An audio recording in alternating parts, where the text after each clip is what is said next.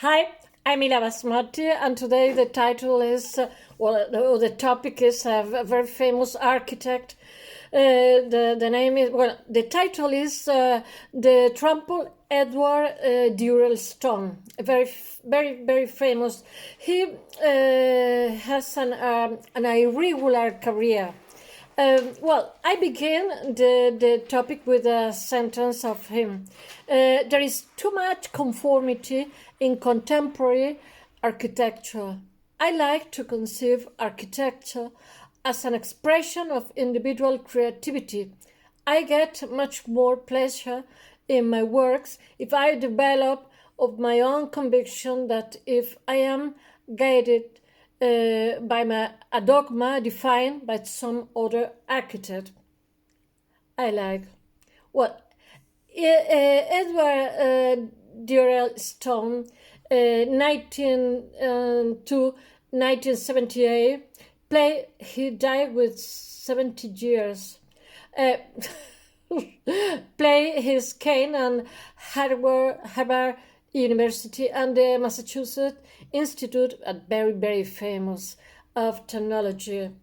Before founding his New York study in 1935, he participated from he married three times, has four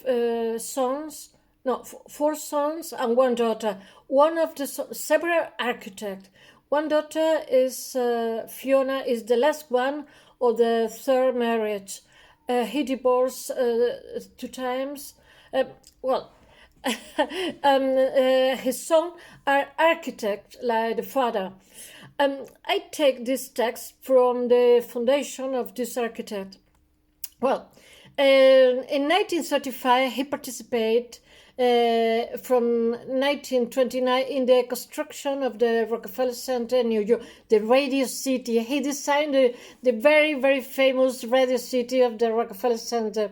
He's young, by Raymond Hood and Balance K. Harrison.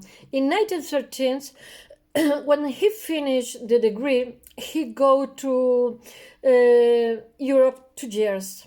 And he go to see the building of Le Corbusier, Walter Gropius, Mies van der Rohe, different architects of Europe. In 1913, he designed the international style home with white plaster facades, glass brick, cantilevers, and flat roof. The Museum of Modern Art, he make the Museum of Modern Art, but don't respect in the future.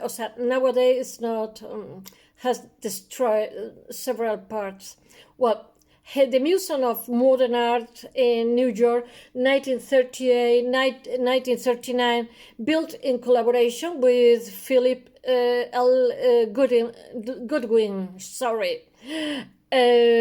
Considered the first public building of the international style in the North American in United States, with the slim bay roofs of the Goodyear House in the Old West. He was born in Arkansas. I begin another time with a slim bay roof of the Goodyear House in Old Westbury, New York, 1938, and the open floor plan of the Sanawa House in Englewood, New Jersey, 1949. Stone, this architect, defined specifically American architecture solution. The second part of his project is more, at the beginning, is similar than Europe. And the second part is similar to Frank Lloyd Wright. In the building of the Stuart, my English is so horrible. In the building of the Stuart Pharmaceutical Company in Pasadena, California, 1956, and the United States, this is very famous United States Embassy in New Delhi, 1956, 55, 1958, He used huge grills as a space separator, which will become of the hallmarks of him. Also, here is one is his most famous of all his career. Also, nowadays are the American pavilion. This is marvelous. The pavilion for the exposition in Brussels in 1957 and 1958. For me, the best are the Radio City, the Embassy of the United States in New Delhi, and the Pavilion North American in Brussels. At the Beacon Auditorium of the and the Becker Auditorium of the California Institute of Technology in Pasadena, California. There are 1962. There are a lot of projects because he built a lot of hospital with green, with peace in Peru, different places. And several years he built almost only hospital, a nice hospital. In the 1916, Stone's building increasingly featured round arches and columns, and in the case of the White Phillip Pavilion at the University of the South California at Los Angeles, 1966-1968.